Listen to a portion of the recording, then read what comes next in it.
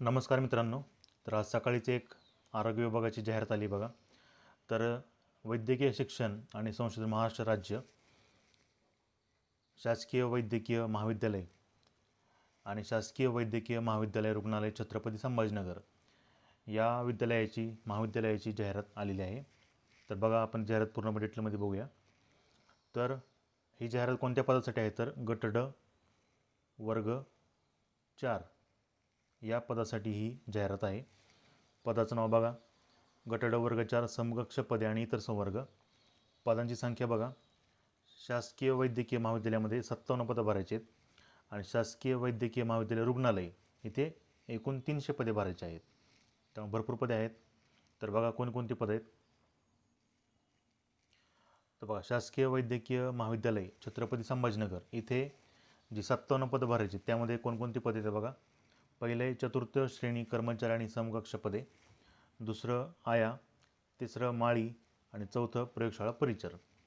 या तिघांसाठी payment S1 या लेवलचं आहे आणि प्रयोगशाळा परिचर जरी गट डमध्ये असले तर याला पेमेंट S6 या लेवलचं आहे आणि याला 18 जागा आहेत. तर असे एकूण या 57 जागा शासकीय वैद्यकीय महाविद्यालय छत्रपती संभाजीनगर येथे भरायचे आहेत.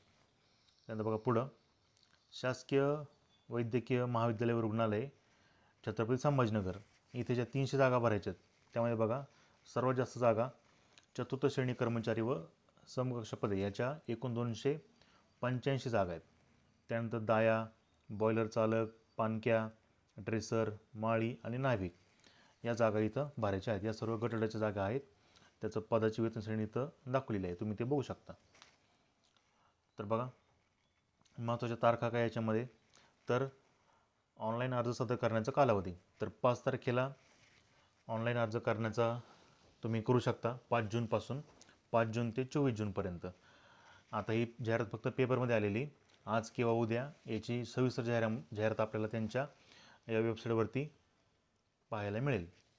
त्यामध्ये मग आपण बघू शकतो की नक्की प्रत्येक पदासाठी काय काय क्वालिफिकेशन आहे. त्यानंतर बघा पुढं, शुल्क भरण्याचा अंतिम दिनांक 24 जून तेच आहे. त्यानंतर दिनांक, कालावधी, परीक्षा कधी होईल ते नंतर सांगतील, परंतु अंदाज असा आहे की ऑगस्ट किंवा सप्टेंबरच्या दरम्यानच्या आधी ह्याचे पेपर होतील. कारण सप्टेंबरमध्ये अशी चर्चा आहे की स्थानिक स्वराज्य संस्था यांच्या निवडणूक आहेत, त्यामुळे त्याच्या आधी या परीक्षा घेण्याचा यांचा प्रयत्न असेल असं वाटतंय. त्यामुळे त्याच्या आधीच हे पेपर होतील. फी बघा, ओपन प्रवर्गासाठी 1000 रुपये आहे आणि राखीव प्रवर्गासाठी 900 आहे आणि माजी सैनिक जे आहेत त्यांना निःशुल्क आहे. तर अशी ही जाहिरात आहे. आता याला अभ्यासक्रम बघा. आता ही एक्झाम एक तर TCS घेईल किंवा IBPS घेईल, दोन्हीपैकी कोणत्या जरी कंपनीने एक्झाम घेतली तर त्यासाठी आपले विषय ठरलेले आहेत. पहिला आहे मराठी व्याकरण मराठी करायचं, त्यानंतर गणित आणि बुद्धिमत्ता हा दुसरा विषय, तिसरं इंग्लिश आणि चौथं GK. पेपर कोणत्या पण कंपनी घेऊ द्या, विषय हेच आहे, मराठी, गणित, बुद्धिमत्ता, इंग्लिश आणि GK. फक्त थोडंफार बदलतं. जर TCSने पेपर घेतला तर ते जास्त काय विचारतं, बुद्धिमत्ता विचारतं, ते जास्त विचारतं गणित, बुद्धिमत्ता आणि GKचे जे प्रश्न असतात TCSचे जरा म्हणजे पुस्तकातले वगैरे असतात, पण IBPSने जर ते प्रश्न विचारले ते जरा थोडेसे टफ लेवलचे असतात. तसंच TCSमध्ये मराठीचे प्रश्न हे आपले जे पुस्तक असतो आपण त्यातले असतात, तर IBPSचं जे मराठी आहे ते एकदम थोडं जरा वेगळ्या प्रकारचं असतं. तर असा यातला फरक पडतो.